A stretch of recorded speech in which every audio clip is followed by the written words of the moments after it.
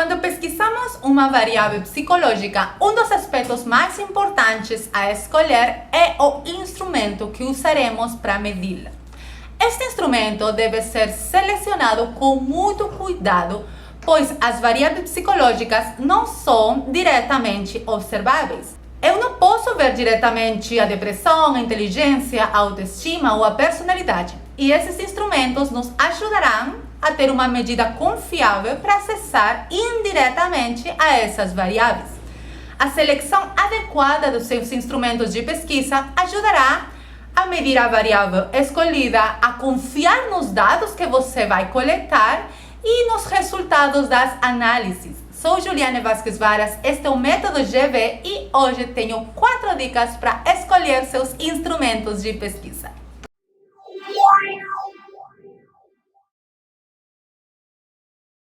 Dica 1.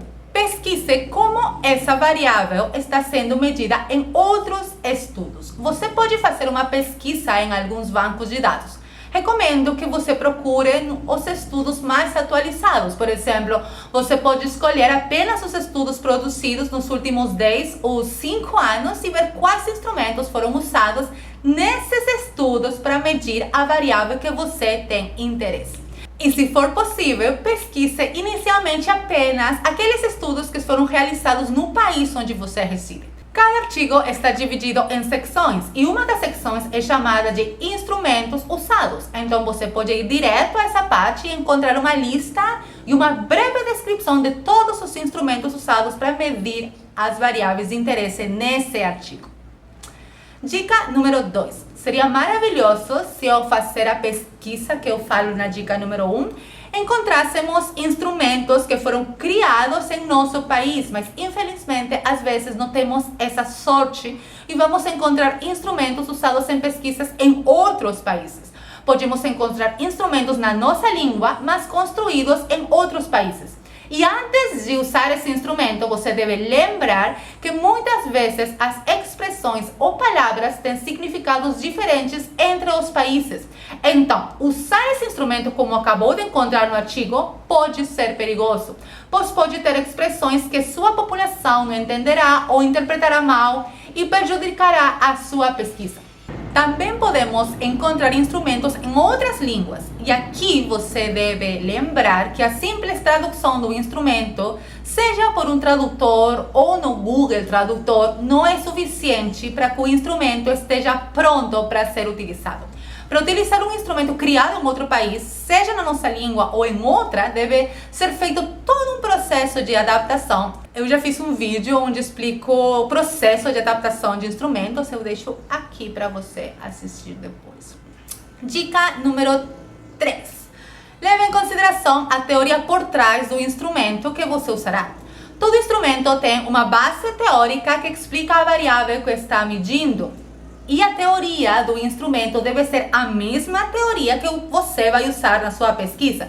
Se você escolher um instrumento que explica uma variável com base psicanalítica e você estiver explicando teoricamente com uma base comportamental ou sistêmica ou neuropsicológica, sei lá, você estará misturando coisas diferentes. Haverá incongruência entre o instrumento que você usa para medir e os óculos, a teoria que vai usar para interpretar e explicar os resultados. Dica 4. Verifica as propriedades psicométricas do instrumento que você utilizará.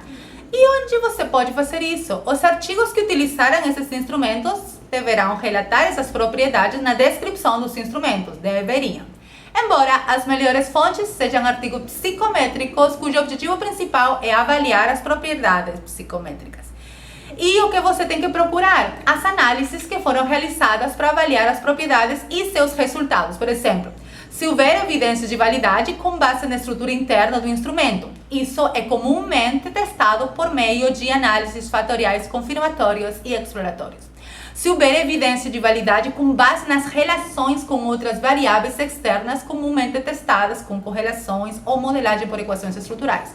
Por exemplo, um instrumento de depressão pode ser correlacionado com outro instrumento de depressão e isso deve resultar em correlações fortes e positivas, uma vez que ambos medem o mesmo construto. A depressão também poderia ser correlacionada com algum instrumento de ansiedade na esperança de obter também correlações significativas, uma vez que ambas as variáveis estão teoricamente correlacionadas. Também é importante observar se os resultados foram consistentes de um estudo para outro. Se um instrumento passa, por exemplo, por 3 análises fatoriais exploratórias em 3 países diferentes, e em um país apresenta 2 fatores, em outro apresenta 5 e no outro apresenta 3, então aqui um sinal de que o instrumento se comporta de um jeito diferente, dependendo de onde ele é aplicado. Usá-lo seria como usar uma régua que mede de forma diferente quando você mede uma mesa, uma parede ou um sapato. Idealmente, você deve encontrar estudos que avaliem as propriedades psicométricas do instrumento no seu país, onde você vai fazer a pesquisa. Mas se você não encontrar, essas propriedades pode ser útil achar elas em pesquisas de outros países. Isso também vai lhe dar uma informação muito importante. E bem, essas são 4 dicas para escolher seus instrumentos de pesquisa. Espero que ajudem você. Se você conhece alguma pessoa que está em crise para escolher os seus instrumentos, compartilhe o vídeo, me deixe um like, suscreva-se ao canal. Eu envio para você 535 beijos e 3 abraços. Tchau, tchau!